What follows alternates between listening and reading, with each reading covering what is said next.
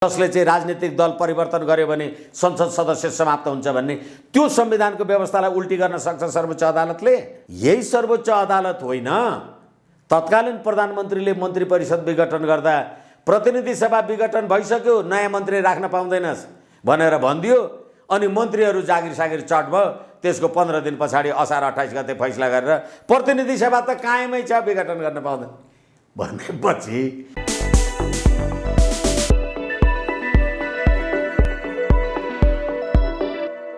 नमस्कार आदरणीय दर्शकवृन्द, समसामयिक राजनीतिका विषयमा केन्द्रित रहेर कुराकानी गर्नका लागि यति बेला हामीसँग हुनुहुन्छ वरिष्ठ अधिवक्ता विष्णु भट्टराई। स्वागत छ यहाँलाई। हजुर धन्यवाद। आराम हुनुहुन्छ? ठिकै छु। नेकपा एमाले 14 जना सांसदलाई कारबाहीका लागि सिफारिस गरेको थियो, कारबाही गर्न भनेको थियो, तर सभामुखले त्यो फाइल त्यत्तिकै थन्क्याइदिनु भयो भनेर नेकपा एमाले आपत्ति मात्रै जनाएन कि अब अदालतबाटै यो विषयको छिनफान हुन्छ, हामी देखाइदिन्छौँ भनेर भनिराखेका छ।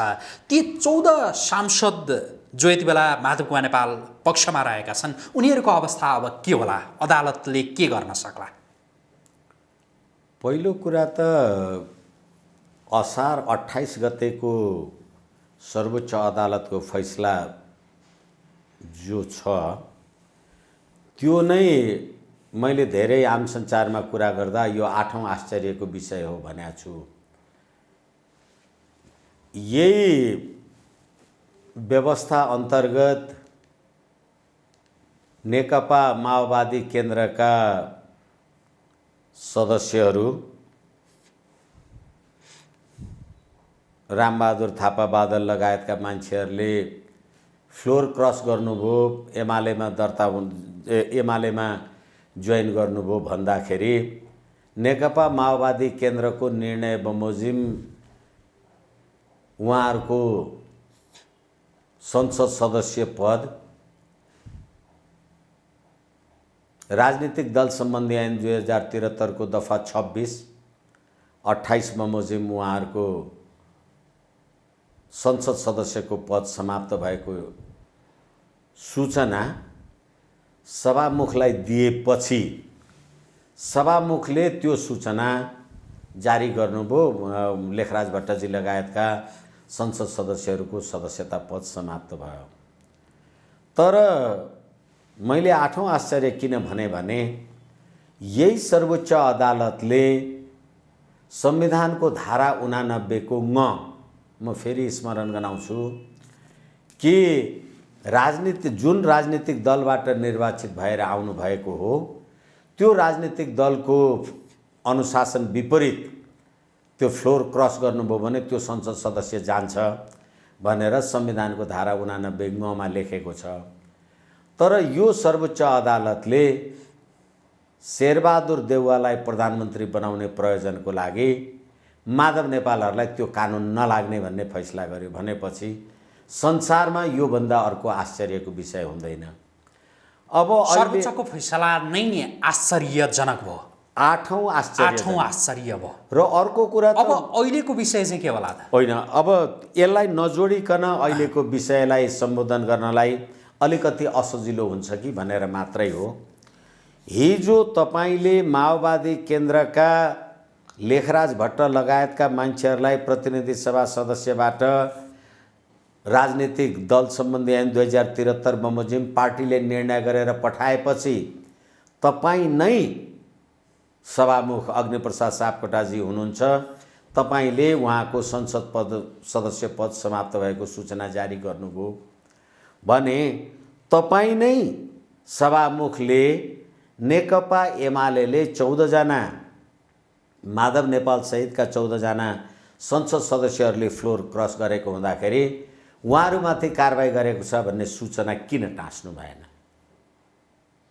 तपाईलाई कुनै राजनीतिक दलको अथवा राजनीतिक दल सम्बन्धी ऐन 2073 को दफा 26 बमोजिम दफा 33 बमोजिम त्यो दलले कार्यवाही गरिसकेपछि त्यो दलको कार्यवाहीको संवैधानिकता जाँच्ने अधिकार तपाईँ सभामुखलाई छ? निश्चित रूपमा छैन। र तपाईले जसरी हिजो लेखराज भट्ट लगायतका संसद सदस्यहरूको दल त्याग ऐन बमोजिम सूचना टाँसेर संसद सदस्य समाप्त भयो।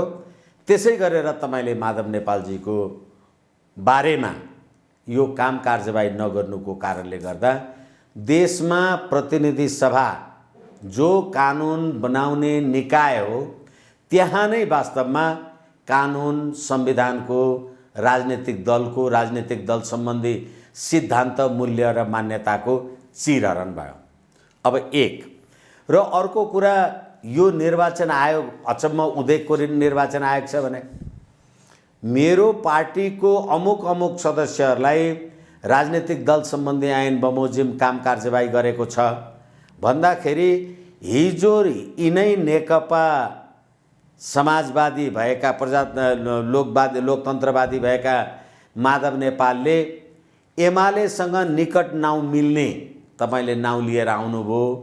त्यसकारणले अब यो चाहिँ 2077 माघ 23 गतेको फागुन 23 गतेको सर्वोच्च अदालतको फैसलाले पनि चाहिँ नमिल्ने कुरा हुन्छ भनेर उसको दल त्यतिखेर दर्ता गरेन राजनीतिक दल सम्बन्धी ऐन 2073 बमोजिम।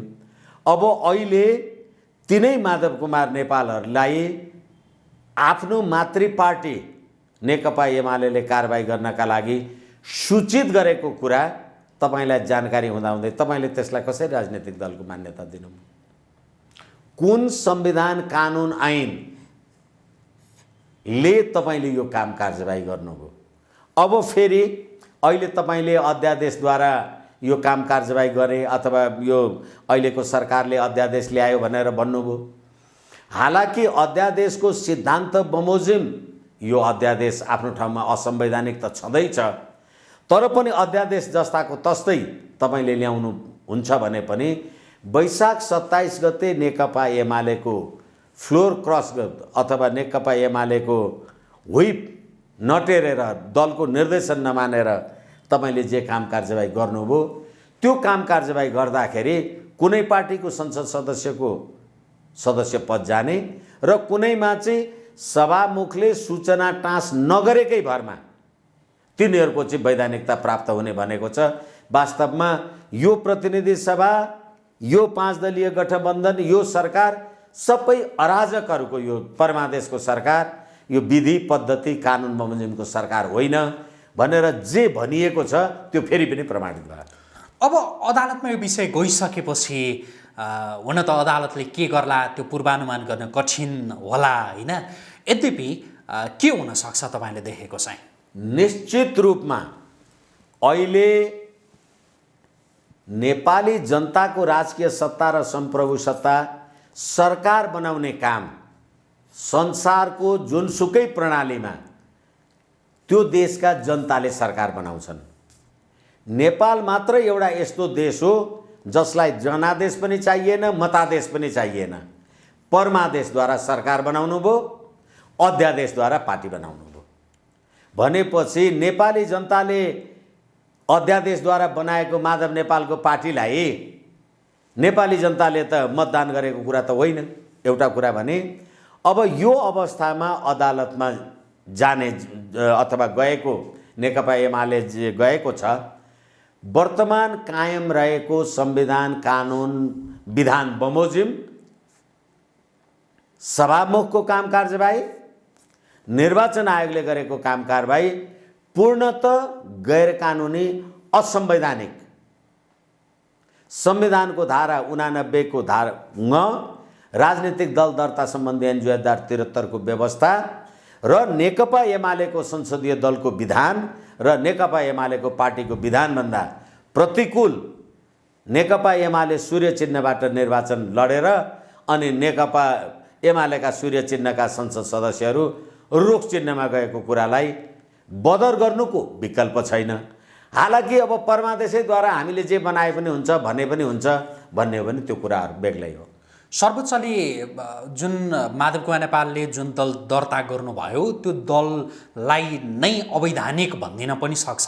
त्यसो भए भन्दिन पनि सक्छ होइन कि यो वैधानिक छँदै छैन। न यो वैधानिक भन्नाले न कानुन सम्मत छ, न संविधान सम्मत छ, न पार्टीको राजनीतिक दलको विधान सम्मत छ, न राजनीतिक पद्धति प्रणाली बहुदलीय व्यवस्थाको प्रणाली अनुकूल छ। जस्तो वैधानिक छैन यहाँले भनेर भन्नुभयो होइन, तर अध्यादेशमा जुन प्रकारको त्यो प्रावधान जो राखिएको छ त्यसअनुसार त माधव नेपालले जो 20% पुर्याउनु पर्ने हो त्यो त पुर्याएरै दर्ता गर्नुभएको छ नि, किन वैधानिक छैन? हो, यसकारण तपाईँले पहिले अध्यादेश ल्याउनुको औचित्य के हो? किनभने तपाईँले हिजो कायम रहेको राजनीतिक दललाई तपाईँले विभाजन गर्ने नियतले प्रतिनिधि सभामा तपाईँले किन विधेयक ल्याउनु भएन?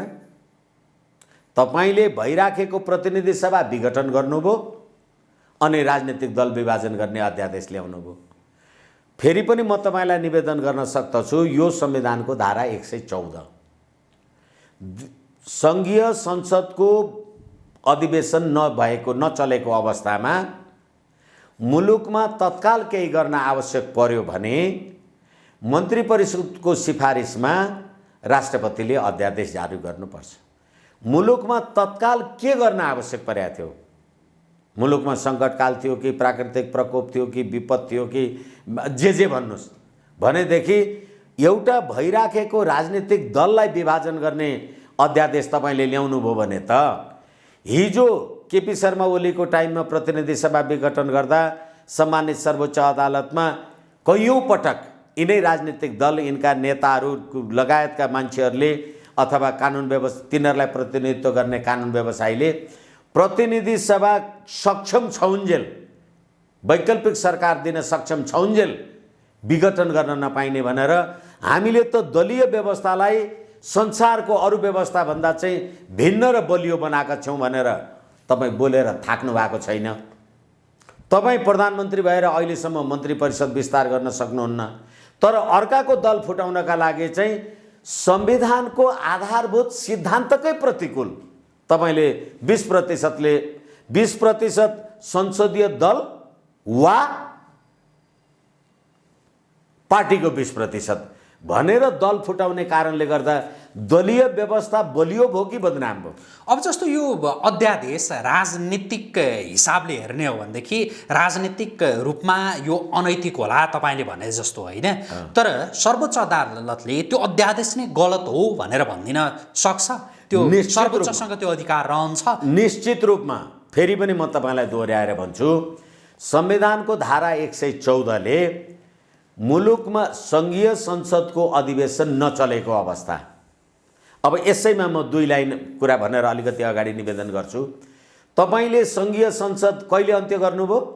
32 गते, साउन 32 गते भनेपछि तपाईँ साउन 3 गतेदेखि प्रतिनिधि सभाको बैठक बसेको बेलामा त्यो अध्यादेश तपाईँले विधेयकको रूपमा पार्लियामेन्टमा किन ल्याउनु भएन? 1 अनि तपाईँ जब प्रतिनिधि सभाको अधिवेशन अन्त्य गर्नुहुन्छ, आज अन्त्य गरेर भोलि अध्यादेश ल्याउनलाई तपाईँलाई तत्काल मुलुकमा केही गर्न आवश्यक के पर्यो? संविधान र कानुनमा नभएको व्यवस्था गर्नका लागि तपाईँलाई के आवश्यक पर्यो? तपाईँलाई जम्मा आवश्यक परेको कुरा त तपाईँले राजनीतिक शक्तिको अन्यथा अभिप्रायद्वारा दुरुपयोग गर्नुभयो। किनभनेदेखि आफ्नो पार्टीलाई बहुमतमा राख्न, गठबन्धनलाई वैधानिकता प्राप्त गर्न र नेकपा एमाले र समाज जसपाबाट फुटेर आएका मान्छेहरूलाई वैधानिकता यसकारणले दिनु पर्यो कि तपाईँको सरकारको निरन्तरता होस्, होइन भने राज्यमा तत्काल के गर्न के आवश्यक पर्यो भन्ने के औचित्य छ? त्यसकारणले गर्दाखेरि यदि सर्वोच्च अदालतले तत्काल यो अध्यादेश नल्याएको भए मुलुकमा के परिवर्तन हुन्थ्यो? अथवा मुलुकमा त्यत्रो प्राकृतिक प्रकोप, दुर्पद अथवा महामारी जे के हुन्थ्यो भनेदेखि त्यसको त जवाब छैन। हिजो त्यस्तै अध्यादेश गएको सरकारले ल्याउँदाखेरि तपाईँले त्यो सरकारलाई के भन्नुभयो के भन्नु भएन त्यसको बारेमा नजाउँ, कसैको पक्ष विपक्षको कुरा होइन। त्यही कसुर तपाईँले गर्यो भने चाहिँ त्यो सर्वस्वीकृत हुने। मैले अघि भने नि जस्तो राजनीतिक नैतिकताका दृष्टिले त्यो गलत होला होइन, तर सर्वोच्च अदालतले नै त्यो अध्यादेश गलत हो, त्यो अध्यादेश कार्यान्वयन नगर्नु भनेर आदेश दिन सक्छ भनेर हो। त्यसैले मैले तपाईँलाई प्रश्नसँग भने मुलुकमा केही गर्न आवश्यक भयो भने अध्यादेश ल्याउने हो। यो तत्काल आवश्यक परेको विषय हो भने के तत्काल आवश्यक परेको छ र ल्याऊ।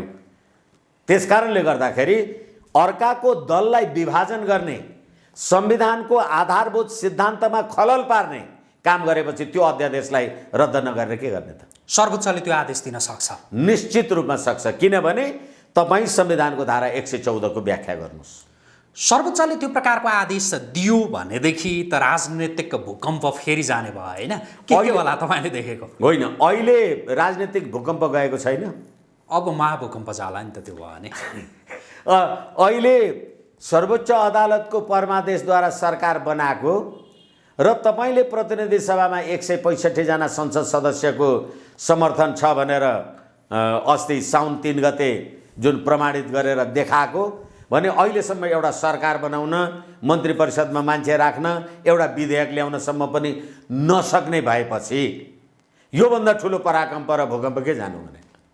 अनि गर्न चाहिँ अर्का पार्टी फुटाउनलाई अनि अध्यादेश ल्याउने भनेपछि अब माधव कुमार नेपाल नेतृत्वको त्यो दल नै खारेज हुन्छ तपाईँको बुझाइ? होइन, हुन्छ होइन, बहुदलीय व्यवस्था र हाम्रो संवैधानिक र कानुनी मान्यताले गर्दा, र फेरि पनि मैले तपाईँलाई उदाहरणका साथ भने त्यही क्रिया गर्दा नेकपा माओवादी केन्द्रका संसद सदस्यहरूको संसद सदस्य पद समाप्त हुने र यो सर्वोच्च अदालतलाई त्यो असार 28 गतेको फैसलामा के अधिकार छ?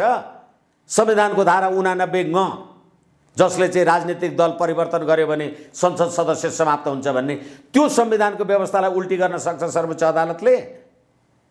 त्यस कारणले गर्दाखेरि यो अध्यादेश प्रारम्भत नै असंवैधानिक र बहुदलीय व्यवस्थाको मूल्य मान्यता र मर्म विपरीत, राजनीतिक दल सम्बन्धी ऐन 2073 को दफा 26-28 को विपरीत र आफ्नै पार्टीको संसदीय दलले कार्यवाही गरेका मान्छेहरूलाई आफ्नै पार्टीको संसदीय दलले कार्यवाही गरेर तपाईँको संसद सदस्य पद समाप्त भएको छ अनि त्यसलाई वैधानिकता दिन तपाईँ पार्लियामेन्टमा अर्को दल दर्ता गर्ने भन्ने निर्वाचन आयोग, यो सम्पूर्ण कुरा गर्दा राजनीतिक शक्तिको दुरुपयोगद्वारा संविधान र कानुनको दुरुपयोग भएको कुरालाई सर्वोच्चले बदर गर्नुपर्छ। त्यसो भए माधव नेपालको दल खारेज हुन्छ? अब हुनुपर्छ। हुन्छ भन्ने विश्वास छ तपाईँमा? यो संविधान र यो कानुन, हालाकि परमादेशद्वारा सरकार बनेको संसारमा उदाहरण थिएन। उहाँहरूले परमादेश ल्याएर श्री 5 को सरकार बनाइदिनु भयो। जनादेश पनि चाहिएन, मतादेश पनि चाहिएन, परमादेश भए पुग्ने भयो। अब त्यसो त यस्तो खालको परमादेशवाला यो अदालत भएपछि त्यसको कुरा आफ्नो ठाउँमा होला। यही सर्वोच्च अदालत होइन, तत्कालीन प्रधानमन्त्रीले मन्त्री परिषद विघटन गर्दा प्रतिनिधि सभा विघटन भइसक्यो, नयाँ मन्त्री राख्न पाउँदैनस् भनेर भनिदियो अनि मन्त्रीहरू जागिर सागिर चट भयो। त्यसको 15 दिन पछाडि असार 28 गते फैसला गरेर प्रतिनिधि सभा त कायमै छ, विघटन गर्न पाउँदैन भनेपछि यसकारणले गर्दा यो 8औं आश्चर्यको निर्णय हुन पनि सक्ला। तर वर्तमान संविधान र कानुनले यो राजनीतिक दल विभाजन गर्ने अध्यादेश जे ल्याएको छ र नेकपा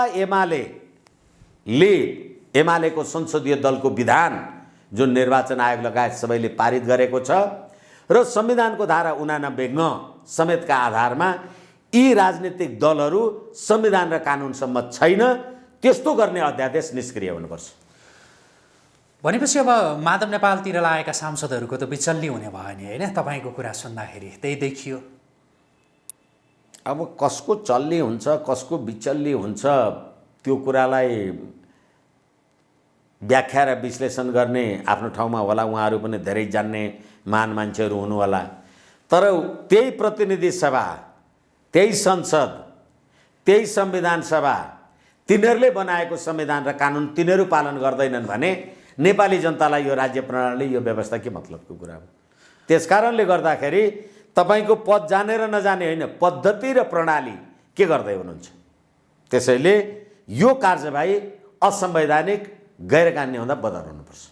जस्तो पछिल्लो समयमा जो 14 जना सांसदलाई कारबाहीका लागि भनेर संसद सचिवालयमा जसरी नेकपा एमाले पठायो, त्यो नै फेरि गैर कानुनी हो, गैर संवैधानिक हो भनेर पनि कतिपयले भनिरहेका छन्। किनभनेदेखि जस्तो ती 14 जना लगायतका सांसद जसले शेरबहादुर देउवालाई प्रधानमन्त्रीमा उति बेला समर्थन गर्दाको त्यो दण्ड भोग्नु पर्छ भन्ने हिसाबले चाहिँ गरी नेकपा एमाले सिफारिस गरेको, ताकि सर्वोच्चले नै प्रधानमन्त्रीमा शेरबहादुर देउवालाई या प्रधानमन्त्रीमा कुनै व्यक्ति विशेषलाई समर्थन गर्दाखेरि कारबाही हुँदैन, नगर्नु भनेर त उहिले त्यो आदेश दिइसकेको हो नि त फेरि, हैन? यो कुरा गर्दाखेरि चाहिँ मलाई यस्ता कुरा सुन्दाखेरि क्षमा चाहौँ, उदेक लाग्छ भने तपाईँले आफ्नो दलको प्रधानमन्त्रीले अथवा आफ्नो दलको संसदीय दलले दिएको व्हिप निर्देशन राजनीतिक दल सम्बन्धी ऐन 2073 संविधानको धारा 89 ङ बमोजिम त्यसलाई कहिले उल्लङ्घन गर्नुभयो? 2078 वैशाख 27 गते। अनि शेरबहादुर देउवालाई विश्वासको मत कहिले दिनुभयो? 2078 साउन 3 गते। अनि राजनीतिक दल सम्बन्धी ऐन 2073 को दफा 26 ले सरकारको निरन्तरता अथवा पार्टीको निर्देशन विरुद्ध काम कारबाही गर्यो भने संसद सदस्य पद जान्छ भनेपछि पार्टीले कारबाही गरेपछि के भयो त्यो? र फेरि अर्को कुरा म तपाईलाई निवेदन गरौँ, सर्वोच्च अदालतको फैसलामा, हालाकि अब त्यसको बारेमा जति टिप्पणी गरे पनि आफ्नो ठाउँमा जे छ, सर्वोच्च अदालतको फैसलामा के भनियो भने शेरबहादुर देउवालाई प्रधानमन्त्री बनाउने क्रियाको लागि गरेको शैक्षावादी इत्यादिमा यो काम कारबाही नगर्नु, व्हिप नलाग्ने भन्ने त्यो असंवैधानिक छ, त्यसमा आफ्नो कुरा छ। तर के हो भने तर सर्वोच्चको त्यो फैसला त त्यस्तो हो नि, हैन? फेरि एकैछिन त्यहाँ कुरा छ मुरजी। भनेपछि असार 28 गते तपाईँले के फैसला गर्नुभयो भने प्रधानमन्त्री बनाउनका लागि सही गरेको मान्छेहरूलाई व्हिप नलगाउनु भनेपछि प्रधानमन्त्रीका लागि सही गर्नु कहिले सही गर्नुभयो? जेठ 6 गते 7 गते। राष्ट्रपति कहाँ 129 जनाको सही छाप लिएर जाँदाखेरि त त्यतिखेर सही गर्नुभयो नि। त्यो सही गरेको कुराले गर्दा चाहिँ कारबाही नगर्नु भनेको। त्यसै कारणले गर्दा न सर्वोच्च अदालतले परमादेश जारी गर्यो, तपाईँ प्रधानमन्त्री हुनुभयो, विश्वासको मत लिँदा पनि फ्लोर क्रस गरेको कारबाही नगर्नु भनेर लेखा छ त्यहाँ। यसै कारणले गर्दाखेरि तपाईले एकचोटि होइन कतिचोटि फ्लोर क्रस गर्नुभयो। सर्वोच्च अदालतले प्रधानमन्त्री बनाउनका लागि सही गरेकालाई चाहिँ कारबाही नगर्नु भनेपछि जतिखेर 152 जनाको सही छाप लिएर केपी शर्मा ओली र 149 को सही छाप लिएर शेरबहादुर देउवा जाँदा माधव नेपालजीहरूको जे सही छ त्यसलाई कारबाही नगर्नु भने न हो। ती जो 14 जना सांसदहरू हुन्, ती 14 जना सांसदहरू सांसद पदमा नरहेको सूचना सभामुखले जो टाँस्नु पर्थ्यो टाँस्नु भएन।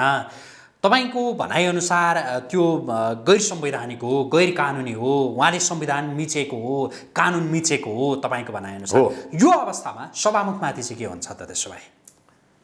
हैन, सभामुखमाथि त सभामुखले आफ्नो पद अनुकूलको आचरण गरेन भन्ने हो नि त। संविधानको धारा 101 बमोजिम अब तपाईँ चाहिँ महाभियोगको प्रस्ताव लिएर आउन सक्नुहुन्छ नि। तर त्यो प्रस्ताव आउने सम्भावना अहिलेको राजनीतिक समीकरण हेर्दाखेरि देखिँदैन। होइन, प्रस्तावकै निमित्त त 25% सदस्य भएको प्रस्ताव त आउला, तर त्यो पारित हुने सम्भावना अहिलेको राजनीतिक समीकरण हेर्दाखेरि देखिँदैन। त्यो अवस्थामा सर्वोच्चले केही गर्न सक्छ, केही भन्न सक्छ ताकि संविधान तपाईले सरकारै सर्वोच्चले बनाइदिरहेछ। अब सर्वोच्चले कानुन त बनाइदियो भने यो नलाग्ने भनेर। तर के हो भने फेरि पनि म तपाईलाई भन्छु, तपाईलाई महाभियोगको प्रस्ताव दर्ता हुने बित्तिकै तपाईँ आफ्नो पदबाट निलम्बन हुनुभयो कि भएन? स्वतः निलम्बन हुन्छ। स्वतः निलम्बन हुनु पर्यो कि परेन? 25% सांसदले सभामुखमाथि महाभियोग प्रस्ताव दर्ता गरे भनेदेखि अग्निप्रसाद सापकोटाको पद निलम्बित हुनु पर्यो नि। किनभने जसको पदीय आचरणको बारेमा प्रतिनिधि सभामा प्रश्न उठेको छ त्यही प्रतिनिधि सभामा म चाहिँ फुल फ्लेजेड सभाध्यक्ष हुँ, सभामुख हुँ भनेर कारबाही गर्न मिल्छ? यसै कारणले गर्दाखेरि हालाकि फेरि पनि मैले तपाईलाई भने जसरी तपाईले शेरबहादुर देउवालाई प्रधानमन्त्री बनाउने प्रयोजनको लागि 149 जनाको सदस्यता भइसकेपछि त राष्ट्रपतिले दायाँ बायाँ गर्नै पाउँदैन थियो, थपक्क शेरबहादुरलाई प्रधानमन्त्री बनाउनु पर्थ्यो नि भनेर जब तपाईँ भन्ने, तपाईँ सभामुख भन्ने, राष्ट्रपतिलाई त्यहाँ स्वविवेकीय अधिकार कहाँ छ भनेर भन्ने, तपाईँ सभामुखजी तपाईँ भन्नुहोस् न तपाईँलाई चाहिँ स्वविवेकीय अधिकार कहाँ छ पार्टीले कारबाही गर्नु भनेर लेखेपछि तपाईँ को हो त्यो छानबिन गर्ने? तपाईँलाई अधिकार छ। यस कारणले गर्दाखेरि हिजो तपाईँले लेखराज भट्टहरूको केसमा के गर्नुभयो? त्यतिखेर तपाईँको स्वविवेक कहाँ गयो? होइन भने त्यति बेला त थोरै सांसदहरू थिए, त्यो अध्ययन गर्न धेरै समय लागेन होला, अहिले त 14 जनाको थियो फेरि। अनि त्यस कारणले गर्दाखेरि तपाईँको यो स्वेच्छाचारी निरङ्कुश गतिविधि जे हो त्यो पूर्णतः असंवैधानिक कुरा छ र तपाईँले मेरो दलको संसद सदस्यहरूको निरन्तरता छ कि छैन भनेर जाँच्ने तपाईँ सभामुख होइन। त्यसको बारेमा जाँच्ने आपत्ति पर्नेहरूले सम्बन्धित निकायमा जालान्, तर सभामुखलाई त्यो डिस्क्रेसन छैन। सभामुखलाई केही दिन होल्ड गर्ने अधिकार पनि हुँदैन? होइन, तपाईँले कतिन्जेल होल्ड गर्नुहुन्छ? तपाईँ होइन, त्यो अधिकारै हुँदैन भनेको कि आउने बित्तिकै जस्तो सभामुखसँग कुनै त्यस्तो पत्र आयो भनेदेखि उहाँले चुप्प लागेर तत्कालै त्यो पास दिइहाल्नुपर्छ या केही दिन उहाँलाई होल्ड गर्ने अधिकार हुन्छ? उहाँलाई होल्ड गर्ने अधिकार हुँदैन, तर उहाँले आफूलाई हेर्न बुझ्न अथवा जे होस् काम कार्यवाही अरू गतिविधिले भ्याएन भने तपाईँ 24-48 घन्टा होल्ड गर्नु अथवा अध्ययन गर्दैछु भन्नु होला, तर तपाईँको निर्णय तपाईँको डिस्क्रेसनले त्यसलाई डिस्क्वालिफाई चाहिँ गर्न सक्नुहुन्न। तपाईँले त डिस्क्वालिफाई गर्नुभयो नि। हुन्छ, आजका लागि यो विषय संवाद यति नै गरौँ। जुन समय दिनुभयो यसका लागि यहाँलाई आजको प्रेसका तर्फबाट धेरै धेरै धन्यवाद। हजुर, नमस्कार, प्रणाम।